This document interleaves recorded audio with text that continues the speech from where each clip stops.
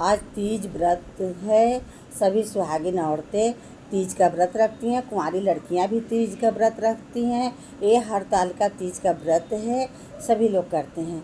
आइए उसके बारे में बताती हूँ, कथा सुनाती हूँ और व्रत करने की विधि क्या है इस कथा के माध्यम से जानते हैं।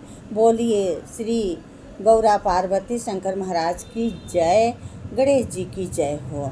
सभी सुहागिन औरतों को, सभी बहनों को हरतालिका तीज की हार्दिक शुभकामनाएं। आइए कथा सुनते हैं। हरतालिका तीज व्रत का कैसे क्या है इसके बारे में जानते हैं। हरतालिका तीज का व्रत भाद्रपद भादो महीने के शुक्ल पक्ष की तृतीया को किया जाता है।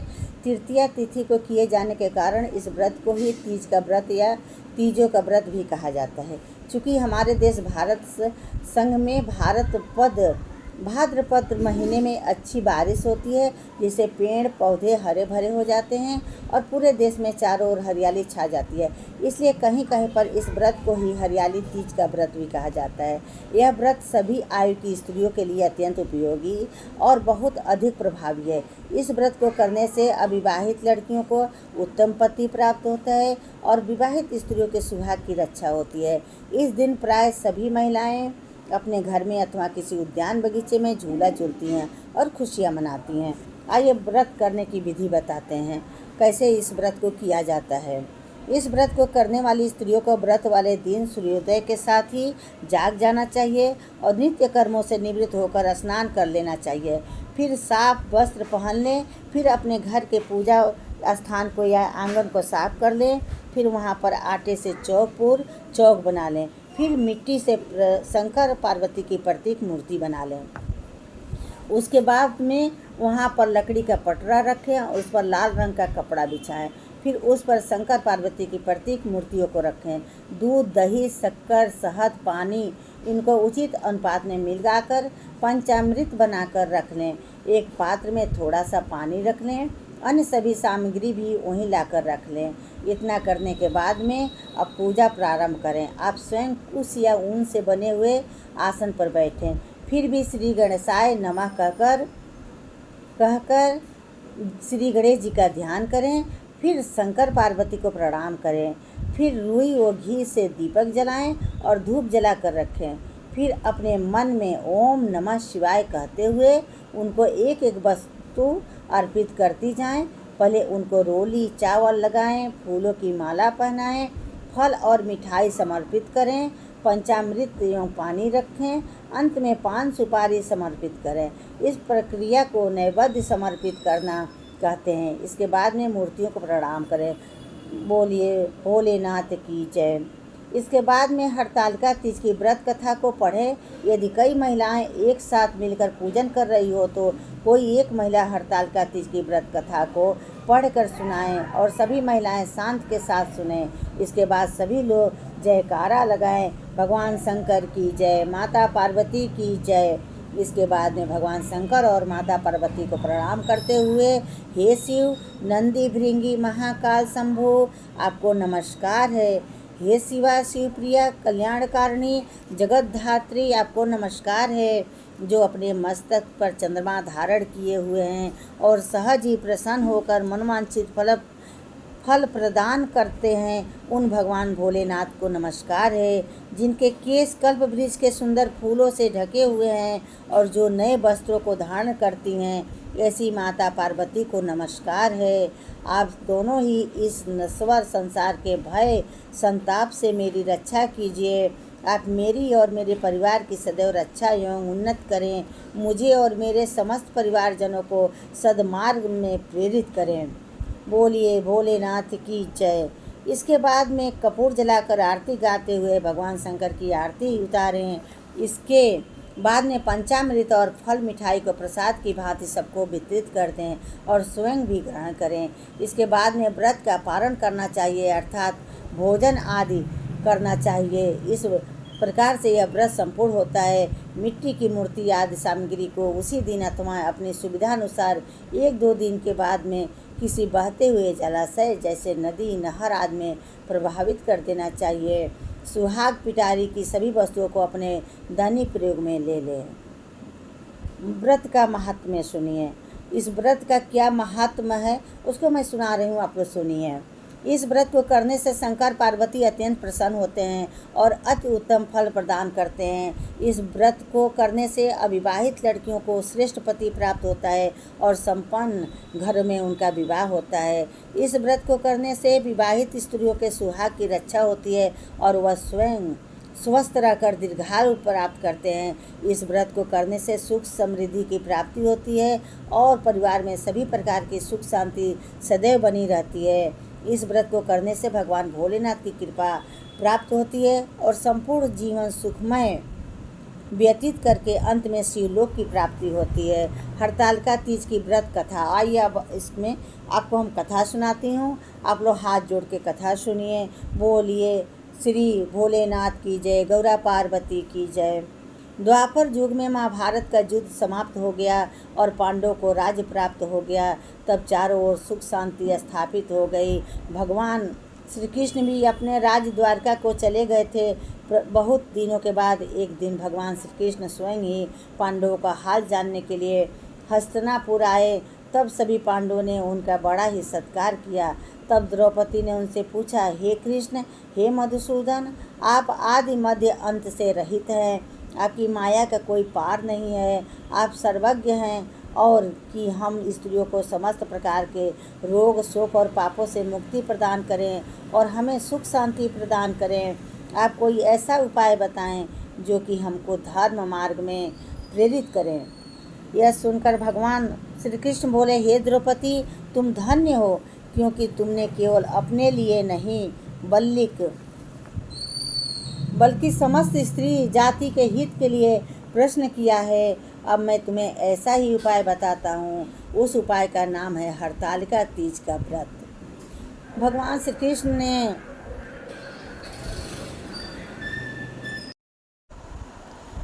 लिए नहीं बल्कि समस्त स्त्री जाति के लिए हित के लिए प्रश्न किया है। अब मैं तुम्हें ऐसा ही उपाय बताता हूँ। उस उपाय का नाम है हरतालिका तीज का व्रत। भगवान श्री कृष्ण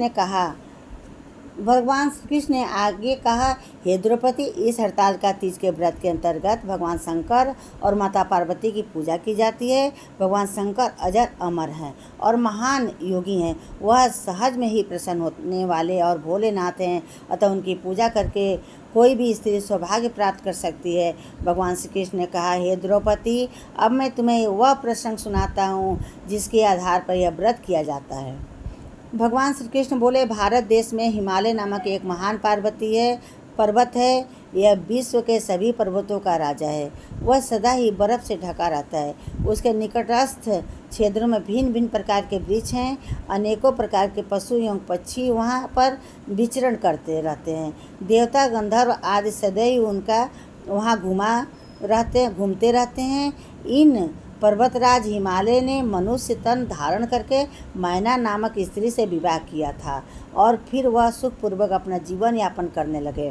फिर इनके घर में एक सुंदर कन्या का जन्म हुआ। उसका नाम उमा रखा गया था। पर्वतराज हिमालय की पुत्री होने के कारण उनको पार्वती भी कहा जाता था। एक बार पर्वतराज हिमालय अपने महल में विश्राम कर रहे थे कि नारद मुनि उनके मिलने के लिए आए। तब हिमालय ने उनका बहुत ही आदर किया और उनको उत्तम आसन प्रदान किया। फिर हिमालय ने अपनी पुत्री को वहाँ बुलाया और फिर उन्होंने नारद जी से यह कहा, हे मुनिवर, आप तो त्रिकालज्ञ, तीनों कालों को जानने वाले हैं, कृपा करके इस कन्या का भविष्य मुझे बताएं। यह सुनकर नारद मुनि ने कहा, आपकी कन्या सुलक्षणा है और सभी प्रकार के उत्तम गुणों से युक्त है, लेकिन इसका विवाह किसी परिवार विहीन, सुखों से उदासीन, तपस्वी और योगी व्यक्ति के साथ में ही होगा। यह सुनकर हिमालय अत्यंत चिंतित हो गए और फिर उन्होंने नारद मुनि से पूछा, हे मुनिवर, इसका कोई उपाय तो होगा। तब नारद मुनि ने कहा, हे हिमवान, विधाता ने जो कुछ किसी के ललाट पर भाग्य में लिख दिया है उसे तो कोई भी मिटा नहीं सकता है, परंतु एक उपाय मैं बताता हूँ। मैंने इस कन्या पार्वती के पति में जो जो गुण बताए हैं वह सभी गुण भगवान शंकर में है। यदि इस कन्या पार्वती का विवाह उन भगवान शंकर के साथ में हो जाए तो इस कन्या का कल्याण ही होगा। यह सुनकर हिमालय ने पूछा, यह विवाह किस प्रकार से संपन्न होगा, क्योंकि भगवान शंकर तो सदैव ही तप में लीन रहते हैं। तब नारद मुनि ने कहा, यदि तुम्हारी कन्या भगवान शंकर का ध्यान करते हुए तप करे तो वह प्रसन्न हो सकते हैं। यो तो भगवान शंकर ही आराधना करना बहुत ही कठिन है, लेकिन यदि सच्चे मन से आराधना की जाए तो भगवान शंकर शीघ्र ही प्रसन्न हो जाते हैं और कल्याण करते हैं। सहज में ही प्रसन्न हो जाने के कारण उनको भोलेनाथ और आशुतोष भी कहा जाता है। इतना कहकर नारद मुनि चले गए। समस्त प्रसंग को जानकर पार्वती वन में जाकर तप करने लगी। इस प्रकार से उन्होंने कई वर्षों तक अत्यंत कठोर तप किया। उधर ब्रह्मा जी तथा ऋषि मुनियों ने भगवान शंकर के समक्ष जाकर उनसे प्रार्थना की कि हे प्रभु, पार्वती ने आपको प्राप्त करने के लिए अपार तप किया है, अब आप उनको अंगीकार कीजिए। तब भगवान शंकर ने कहा, तथास्तु, ऐसा ही होगा। अब उचित समय आ गया है और मैं शीघ्र ही पार्वती से विवाह करूंगा। यह सुनकर ब्रह्मा जी तथा ऋषि मुनि प्रसन्नता प्रकट करने लगे और भगवान शंकर की जय जयकार करते हुए अपने अपने स्थान पर चले गए। उधर पार्वती का कठोर तप निरंतर जारी था।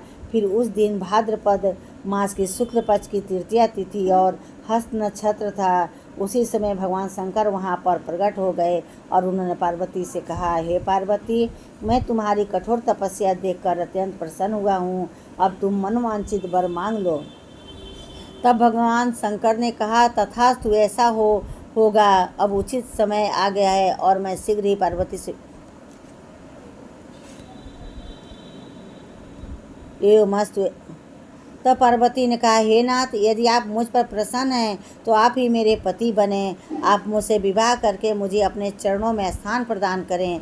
तब भगवान शंकर ने कहा, मस्तु, ऐसा ही होगा। अब तुम अपनी तपस्या का त्याग करो और अपने घर जाओ। मैं शीघ्र ही तुमसे पाणी ग्रहण करूँगा। चूँकि आज की मैं हर शंकर तुम्हारी तपस्या से प्रसन्न होकर तुम्हारे समक्ष प्रकट हुआ हूँ, इसलिए मैं तुम्हें यह वरदान भी देता हूँ कि आज के दिन को हरतालिका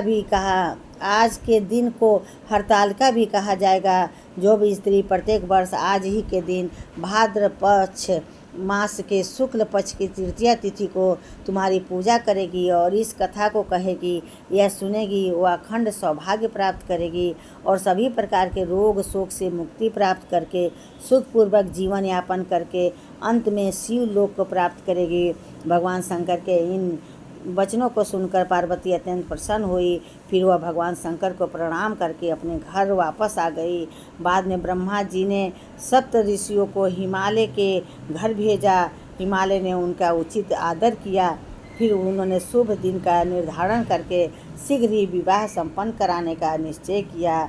उन सप्त ऋषियों ने वापस ब्रह्मा जी के समक्ष जाकर सारा हाल कहा।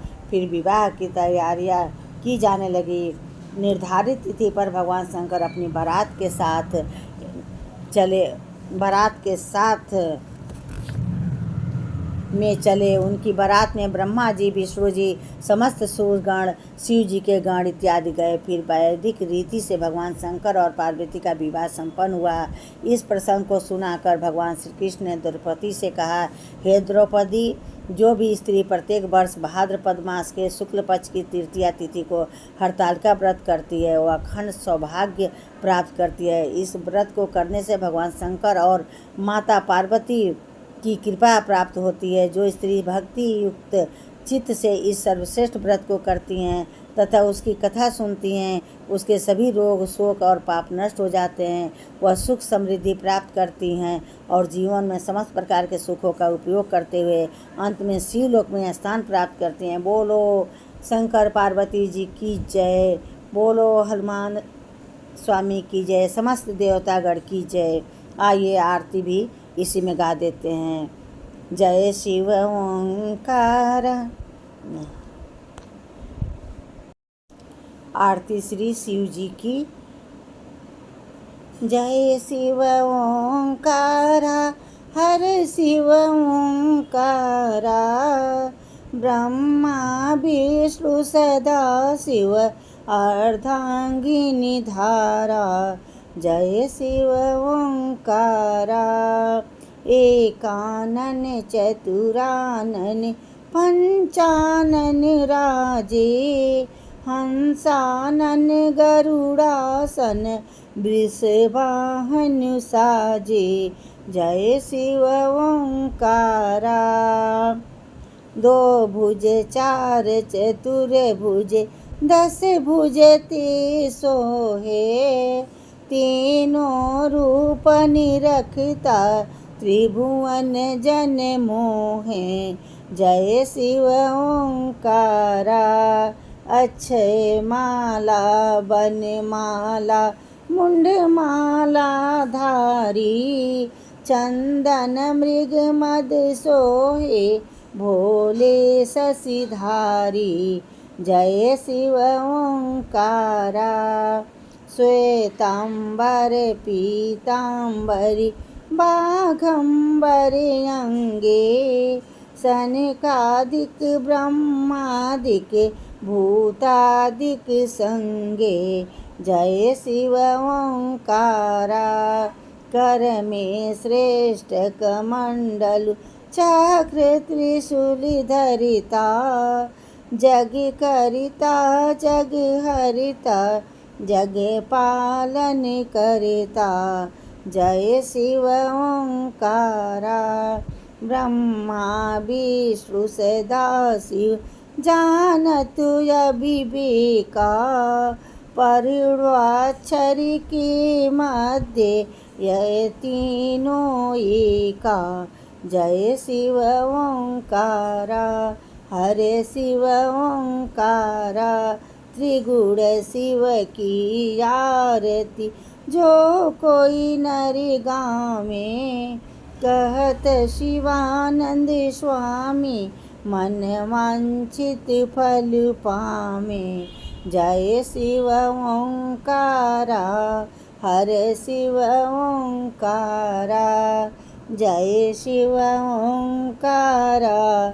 हरे शिव ओंकारा।